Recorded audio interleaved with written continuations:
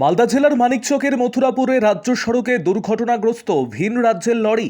রবিবার ভোরে মানিকচক রতুয়া রাজ্য সড়কের জগন্নাথ মোড় সংলগ্ন এলাকায় এই দুর্ঘটনা ঘটে।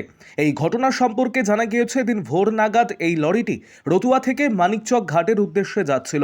সেই সময় নিয়ন্ত্রণ হারিয়ে রাজ্য সড়কের ওপরে থাকা একটি কালভার্টের ব্যারিকেড ভেঙে গর্তে পড়ে যায় লরিটি। বিকট শব্দের আওয়াজে ঘুম ভাঙে পার্শ্ববর্তী এলাকার বাসিন্দাদের। তড়িঘড়ি তারা গাড়িতে থাকা চালক এবং সহচালককে উদ্ধার করে পাঠায় মানিকচক গ্রামীণ হাসপাতালে। স্থানীয়দের দাবি, দ্রুত গতিতে এবং বেপরোয়াভাবে লরি চালানোর জেরেই এই দুর্ঘটনা। ভোর নাগাদ দুর্ঘটনা ঘটায় কোনো প্রাণহানির ঘটনা ঘটেনি, তবে দিনের এই ঘটনা ঘটলে অনেক কিছুই হতে পারত। বিষয়টি পুলিশ প্রশাসন খতিয়ে দেখুক, তারা দাবি জানিয়েছেন। আরও আপডেট থাকতে আমাদের ভিডিও শেয়ার ও ফেসবুক পেজটিকে লাইক করে ফলো করে দিন। ঘটনাটা কি ঘটেছে?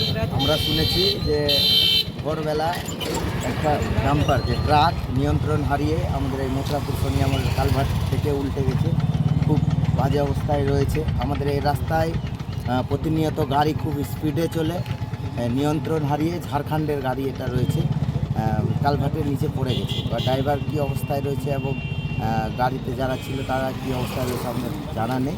আমরা এসে দেখেছি যে খুব বাজে অবস্থায় পড়ে রয়েছে। দেখছিল, আশা করি জ্বরেই হবে, কারণ ভোরবেলা হয়েছে। সেটা যদি দিনের বেলা হতো তো তাহলে মানুষের দুর্ঘটনার কবলে পড়তে হতো।